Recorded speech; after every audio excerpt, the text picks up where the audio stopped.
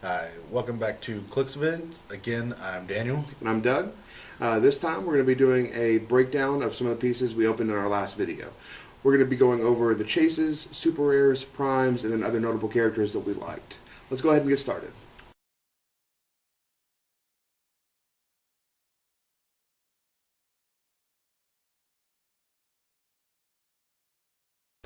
Alright, our first character we're going to look at is the S.H.I.E.L.D. Space Rig. It is 25 points. If you play it with a Nick Fury piece, it does not break your theme. It has a special defense power that gives it energy shield deflection. And if it has 2 action tokens, it cannot be the target of a close combat attack. Unfortunately, it can't carry any passengers, but does have the new pilot attack, which allows you to take a free action until your next turn. You replace the attack, damage, and range values of the space rig with its pilot. And then you can give it another free action to choose a standard attack or damage power that the pilot has, and the space rig can use that one, but then it cannot use any other attack or damage powers. That's a pretty cool piece. Let's go ahead and look at the next one.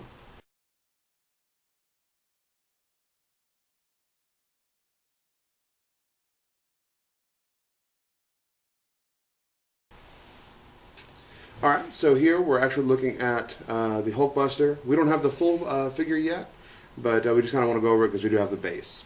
So the Hulkbuster can be played in 3 different point values, either 200, 300, or 500 points. At its top click, it is, or at its top value, it is 20 clicks, which is a pretty big, pretty deep dial there. But the really cool thing here, or the one of the catch-ups, is that to play it at its 300 or 500 point character, you do need the super rare Iron Man number 53 to be able to use that. When it is killed at its, and you have the Iron Man 53 in it, you will place that Iron Man 53 in an adjacent square next to where the Hulkbuster was killed on its 50-point value. So, as well as all of the pieces break apart and they are objects at that point. One of the really cool things this thing has is a trait called Titanic Punch. On a crit, it does do knockback, but what it does is it knocks back to the edge of the map, and it deals 1 damage for each wall or blocking terrain that the character was knocked through, and does blow up those walls or terrain. It is a colossal figure with a range of 8 and single target.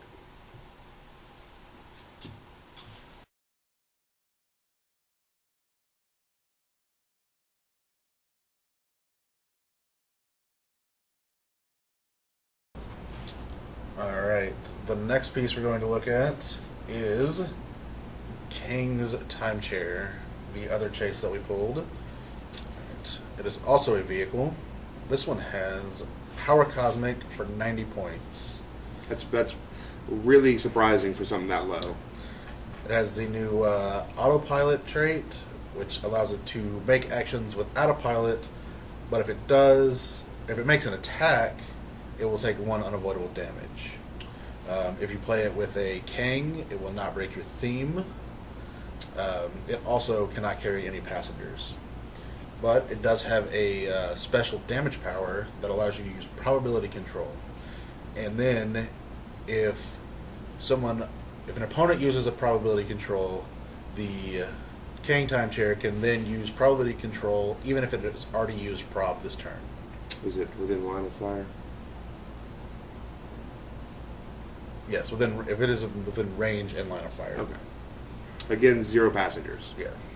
So you can't carry a lot of people with the vehicles in this set. That we've seen, at least.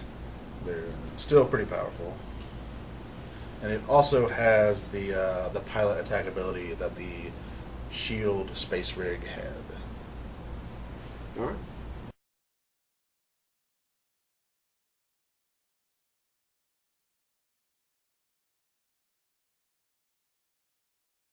Alright, so the next one we're looking at, since the last one I did was that Hulkbuster, we're going to look at the actual Iron Man super rare here. It can be played at 2 point values, either the 200 points or the 50-point value that goes along with that Hulkbuster. At 200 points, it does have a special trait that allows friends with the whenever a friendly character with the shield keyword is KO'd, you modify all combat values of other characters with that shield team ability till the end of your next turn.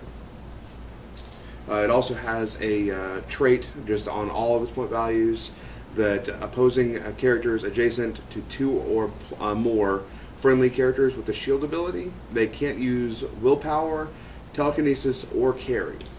Yeah, that trait that does, because a lot of the shield leaders have that trait that does shuts down a lot of the abilities. A lot of the abilities. Yeah. Specifically willpower. Right. Yeah, I've seen a lot of that.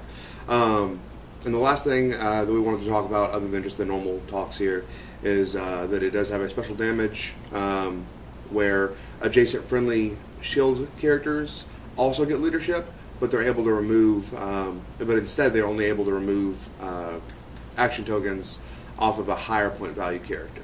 I do want to let you know it does have on his dial here, he does have an 8 range double target running shot on top click. So it's a pretty cool piece. I don't know how good he'll be for the 200 points, but it'll be pretty good on a shield base. Surround him with some of the new shield generics, which we'll talk about later, and he's going to be a pretty devastating piece, I believe. All right.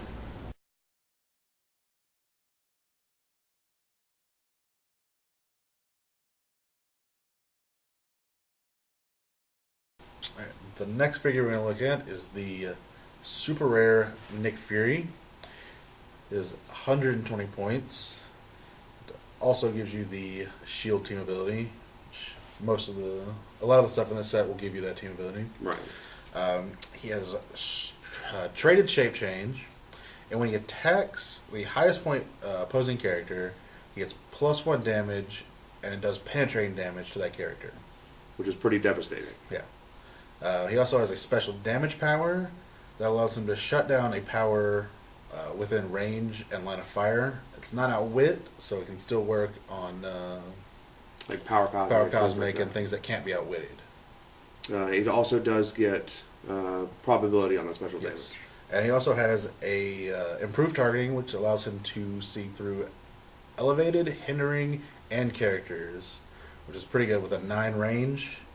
It's Is it double target or single target. Single target. It's going to be a pretty devastating piece. You will probably see this in some upcoming tournaments. Yeah, a lot of tournament play. Yes.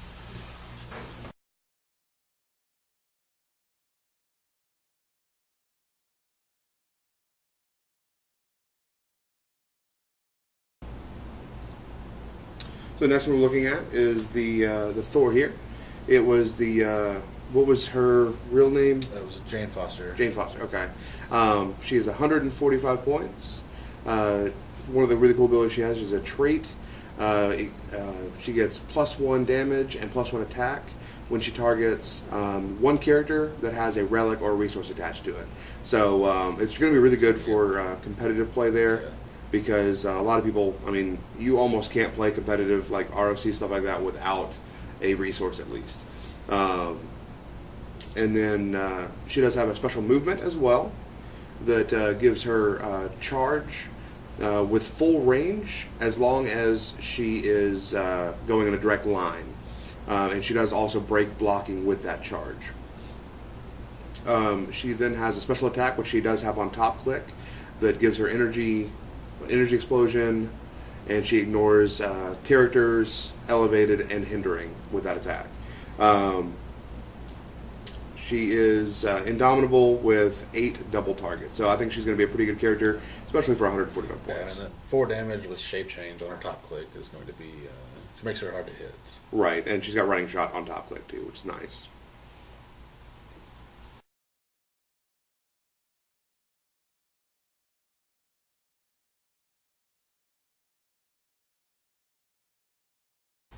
Alright, next we're going to look at our first prime. It is the Nighthawk prime. Super rare. Super rare prime, that's right. He has 65 points.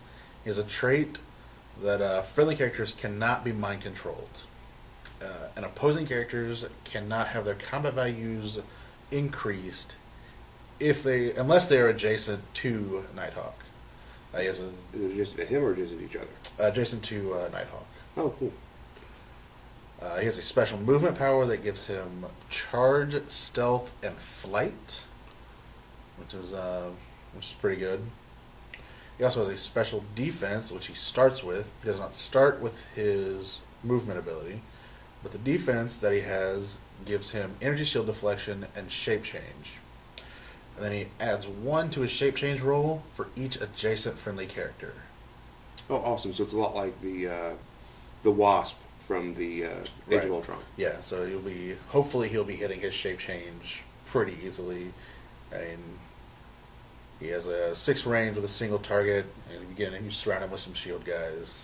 So he doesn't have a movement attack on his top He does click. not. He starts with sidestep with an 8. So he's probably a good like secondary attacker. Yes, he's probably a good secondary attacker.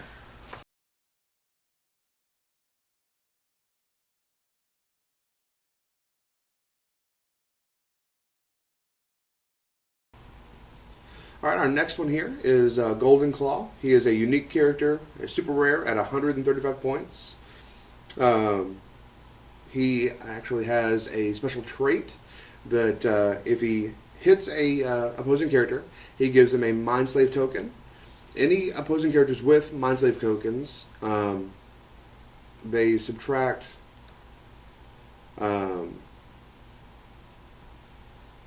They subtract 1 from all their combat values when they're attacking Golden Claw. So another really cool thing, with that same trait, you're able to remove 1 token from the opponent's card, and you would plus all of Golden Claw's combat values, which is a pretty cool ability there. You can kind of, attack them, make their values lower, next turn, remove attack them again, drop their values again. I think that's a pretty cool combo there. He's going to be a pretty good tie-up piece, I think. He then gets a special movement. He does not have this on his top click. He gets to do mind control, and line of fire is not blocked by characters with those Mind Slave tokens. He then also gets a special damage that he can use probability control and shape change. His shape change is successful on a 4 through 6, as long as he's being attacked by a target, or as long as the person targeting him is not adjacent. He has a 7 range with double target, so he does actually have some passing out range. those Mind Slave tokens pretty quickly with those 2 targets. Oh yeah. The cool thing about that is, I don't believe it's you don't have to damage him. You Yeah, just have to hit him. So just- you can honestly do all the damage to one person and still split out 2 tokens or things That's like true. that. So really cool feature or character here. I'm pretty excited to use him.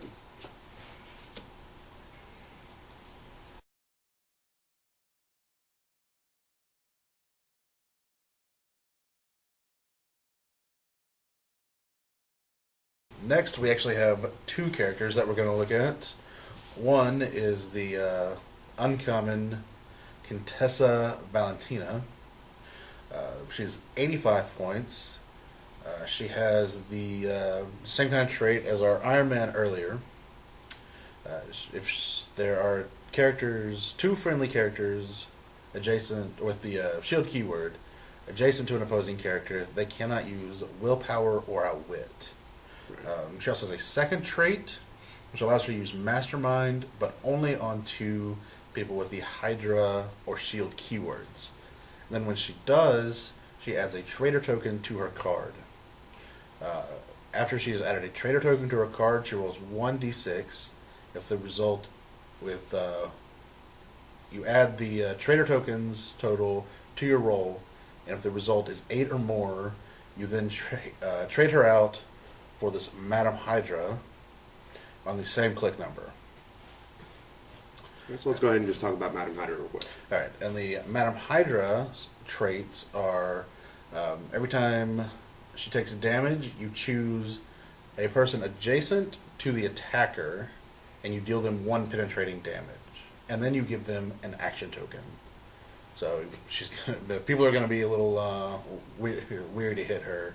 Yeah, there's a lot of characters in this set that do something like that, where when they're hit, they do something weird to either the attacker or somebody near the attacker. Yeah, it's usually near the attacker. So if you're playing against a swarm team that is really good, It's kind of the anti-shield, Yeah. abilities there, because shield teams are going to be ones where you want to stay in a group, where this is going to kind of break that apart some. And then another cool thing about this Madam Hydra is she keeps the shield keyword. So if you have theme probs, she can still use those even after she is transformed. Do want to let you know that she is 100 points instead of the 85 that Contessa is. That's true. Alright, and then she has another trait that she will heal 1 damage each time a friendly character who shares a keyword with her dies. So that's why it's good that she has the shield keyword when you switch her from Contessa to Madam Hydra. So if you have your swarm team and they start to die off, your Madam Hydra will then heal. She also has a special attack power that she starts with that allows her to do poison. And when she does poison to shield characters, the damage is penetrating. She also has a special damage power that gives her outwit and shape change. Then any opponent within range and line of fire of her trying to use outwit or perplex must take an action token to do it instead of doing it as a free action. So she's going to be pretty good.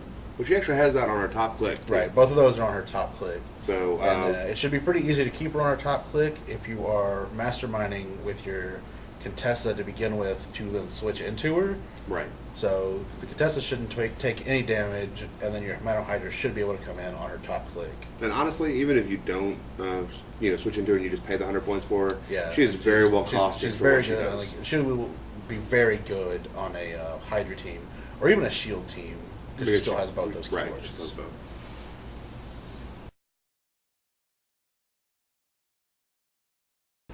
All right, so the next one is probably one of the coolest molds in the set. It is the super rare Namor. I just think it's pretty awesome because he is diving into the water here. Yeah, I really like that as well. You can kind of see the water layer.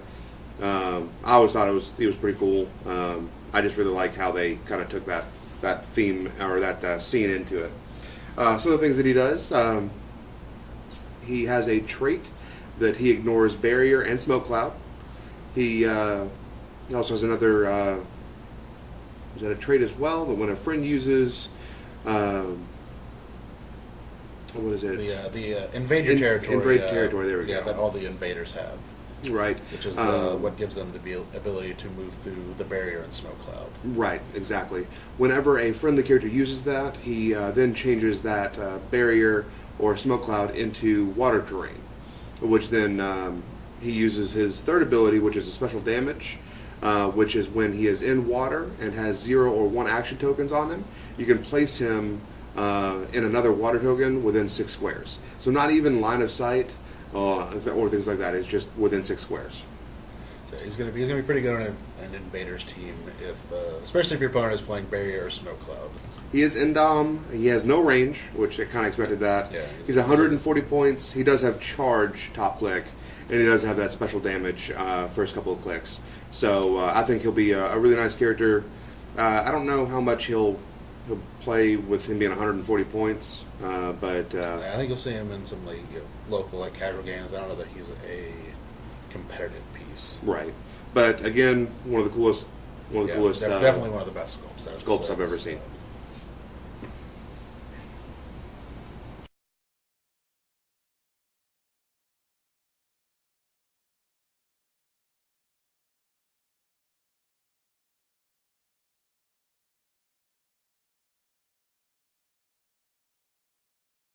Alright, so that I think takes care of all our chases and super rares that we got out of our breaks. Oh, yeah, that's true. So now we're going to look at some of the rares that we liked.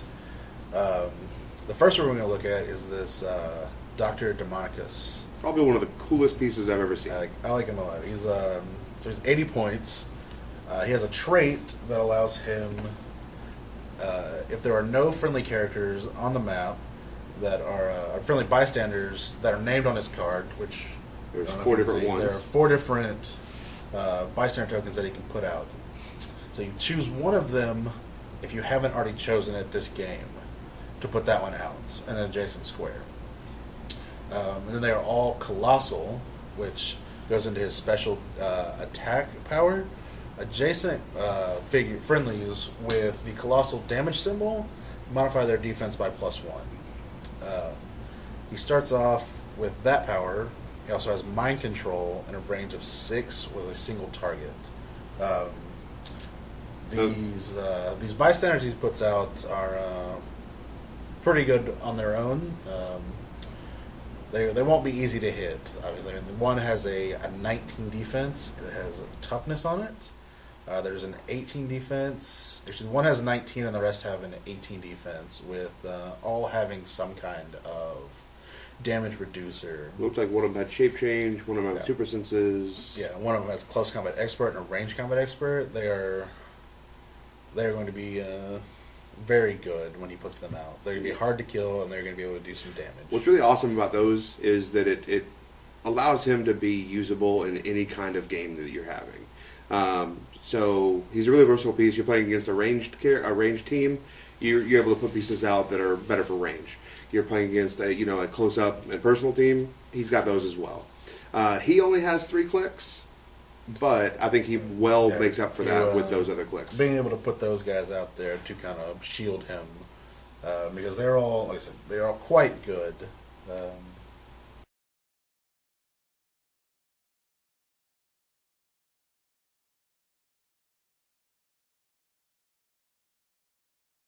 All right, so the next one is one of the ones that we've seen a lot of stuff online about. It's a pretty cool character. It is a rare by the name of Iron Nail. He's 155 points. He has a range of 2 single target, so nothing really good there. Nothing real special there. But the biggest thing that he has is he has a trait that at the end of your turn, you place a drain token on all adjacent opposing characters. Then, all opposing characters modify all their combat values by -1 for each token that you put on them. They also, the way that they remove those is they have to be given a power action to remove those tokens from them. So it's a very powerful piece. It's a really good tie-up piece that kind of keeps them from being able to attack him back. Yeah, and the upside for them, if they have a token and they do take that power action, they remove all the tokens from their card, not just one of the tokens. He also does, on his top click, it's a pretty crazy click, he has Charge Blades Exploit.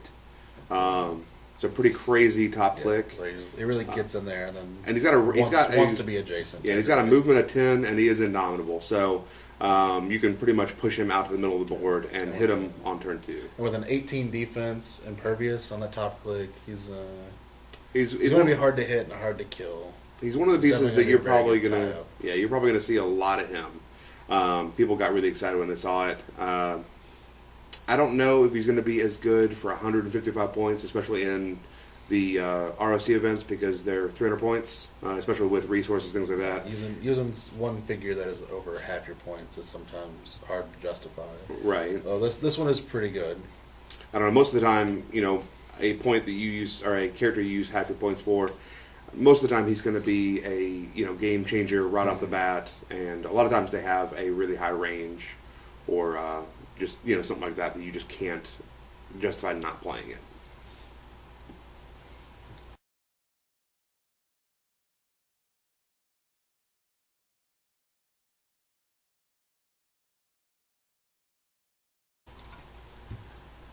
All right.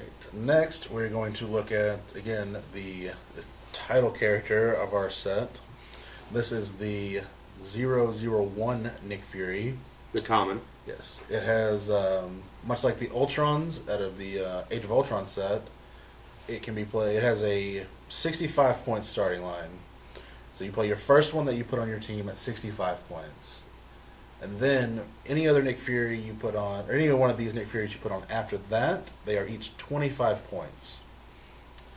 And then they start on a different click, which has the same stats. There's 2 clicks, where it's the same stats as the 2 clicks that this one has. Right, It starts with on its regular 65-point click. Right. So, and it's for 25 points you get 2 clicks. It's got the same starting lines. Really cool thing. They have Indomitable for 25 points. Right, and the S.H.I.E.L.D. team ability, which again, very powerful. Shield Swarm teams are going to be very good and very prevalent, I think, in a lot of formats. At least in like casual or different scenario, store scenario type games. Not, I don't know if you'll see it in a ROC, but or any big tournament events, but you'll see a lot of it in scenario play. But even his other trait is something that may bring him into the other events, the bigger events. No, that's true. Because you can play swarms with him, and every time he hits one or more opposing characters, you will add one action to your action total for your turn. So every time you hit with him, you get another action token, or an action into your total. So you'll be able to take more actions with your team and possibly out action if you're playing with if you can lots of shield. If you can agents. outmaneuver somebody else like that, I mean, especially like if you're playing against a guy that's tent poling, where he's got the one character. Yeah, being able to, you will easily out action that. I mean, you should be able to take that down pretty when easily. When you can do like 5 to 6 attacks to their one, I mean, you're not gonna lose. Yeah.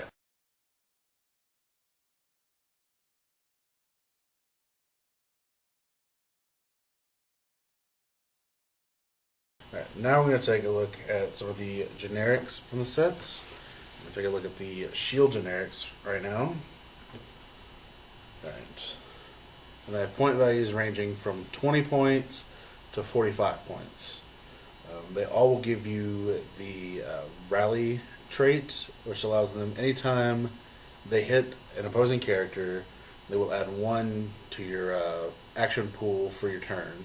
It's the same as the Nick Fury Right. generic. Right. And then we're going to specifically look at 2 of these characters. First, we're going to look at the Infiltrator. The thing that's special about him is that he has improved movement. He ignores hindering terrain. Then we're also going to look at the Paranormal Investigator. His trait gives him stealth, and then he can use a free action to choose an adjacent opposing character, and that character cannot use stealth or shape change until your turn. So they're going to be pretty good, like we said earlier, in swarm teams, because you can put quite a few of them on there, and they all have the shield team ability. Yeah, but they all pretty much fill a different role. Like each Yes. one has different base stats, things like that. Yeah. Like this one, that running shot leadership, is that what that one Yes. is? And it's one of the higher point ones, so it's at 45 points. Right. So it'll be able to take actions off of the lower ones. Yeah, and if you play any of them with the Iron Man that we looked at earlier, the super rare, they all have leadership. What is that? That is The plasticity, I believe she starts with. plasticity and close combat Yeah, so expert, which is pretty awesome there. So then we have some that A tie-up piece. These 2 are kind of close-up support. They both have Empower, which is pretty good for your close combats. And then everybody else kind of, they all each fill a different role. They all have looks like between 4 and 5 range is what they've got going on I there. think they all got it, yeah. Either Yeah, 4 like or 5. 4 or 5 range is what they I got. think they're all single targets as well. Yes. Then we have the Infiltrator also has stealth and poison and shape change, which is gonna be hard to hit. Hard to kill, yeah. And it looks like one of them, is it just one that's Indom? Just the, Yes, just Cyborg? the cyborg is indomitable. okay. So, I mean, they've all got some kind of either reducer or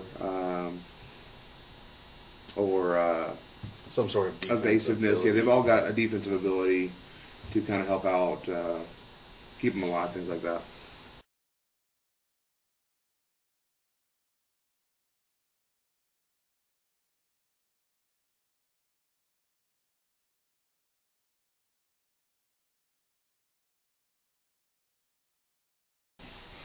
All right, so next we're actually going to look at the 2 characters. These are both uncommons. I'm pretty excited about them. It's Fitz and Simmons.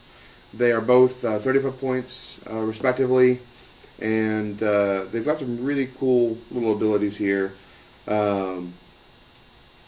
So we'll start with a trait that they both share. I forgot what the trait is called. Field Team Backup is what it is. And what it does is when one of them makes an attack on a single opposing character, if another one with this trait has line of fire to that character, the character making the attack can use prob. And that's a trait that pretty much all of the agents of S.H.I.E.L.D. From the TV show and from the comic all have that trait. Right, the named characters at that point, not the generics. And then, so some really cool things that Fitz does is he has a trait where at the beginning of your game you may place a hover bot. And then the rest of that trait is if there are less than 4 hover bots, you can give him power action and place 1 hover bot adjacent to him. So the hover bot has, which is the standard bystander token. It's a flyer, 5 range, 8 attack, 16 defense, and then does 0 damage. But what's really cool about it is it's got some really nice abilities. One of them is the special movement. It has sidestep, and but there's also some other things. The opponent does not have to roll breakaway to get away from it. It does not block lines of fire. It can't be perplexed, and it can't be masterminded as well. So it just makes it where pretty much you ignore it for all purposes, targeting things like that. The Hoverbot has a special damage ability that you can give it a power action, and you can choose either Fitz or Simmons. So this is cool. It actually names a different character off the card, but you can give either Fitz or Simmons. That character can use the printed damage power through the bot. So it works a lot like the Phantom X did from, it wasn't GSX, it was from Wolverine and the X-Men. Yeah, Wolverine and the X-Men, yeah. And then the last thing is on Simmons, she has a special attack power where, what is it? Oh, it is when you attack, you choose an adjacent friendly character. They can use Force Blast. Yeah, hold on. Oh, sorry, it's a power action. Not an attack, it's a power action. Choose an adjacent friendly character. That character can use Force Blast, Endcap, and Smoke Cloud until your next turn. So it would also work out with these bots that you put out everywhere. And the cool thing, they have really good damage abilities that you can use. Like Fit starts with enhancement, which with the bots being tiny size, you can carry, like anybody can carry them. So you put it out, and then one of your friendly characters carries it off, and then Fitz can now use enhancement through that bot for when your guys make ranged combat attacks. Oh, the cool thing about the bots, they are flyers, so they would be able to get anywhere on the map and kind of use it for any kind of advantageous targeting position, things like that. There we go, support pieces. Yeah, I mean, and I feel like Fitz and Simmons both, when used properly, I mean, there's 70 points to play the both of them. Yeah. You use them both. They are really good. I don't even know if I would call them just support pieces as much as secondary attackers, honestly. You can use Outwit on Simmons, so she's more of a support, where Fitz is more the attack out of those bots.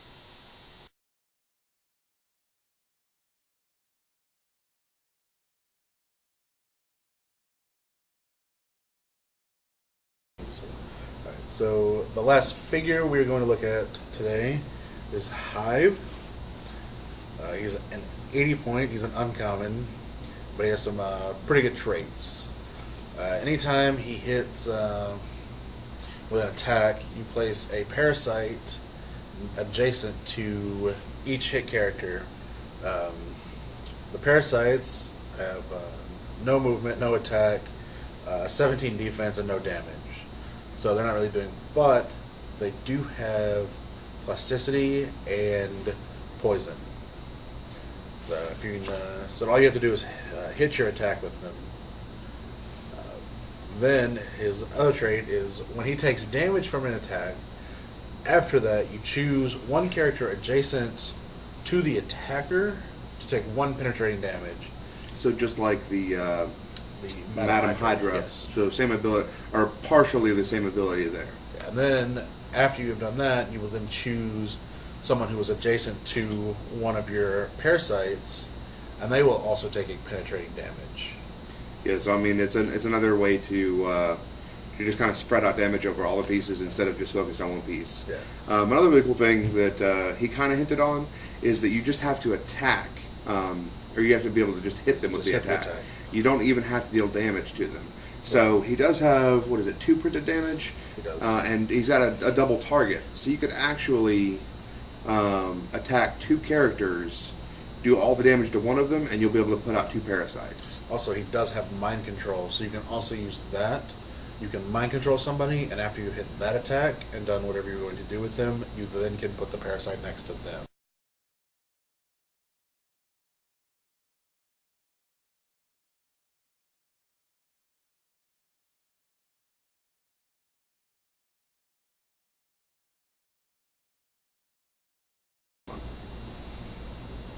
Okay, so the last thing, since we've done looking at all of the actual cards or the figures, we're going to look at the ID cards that we found.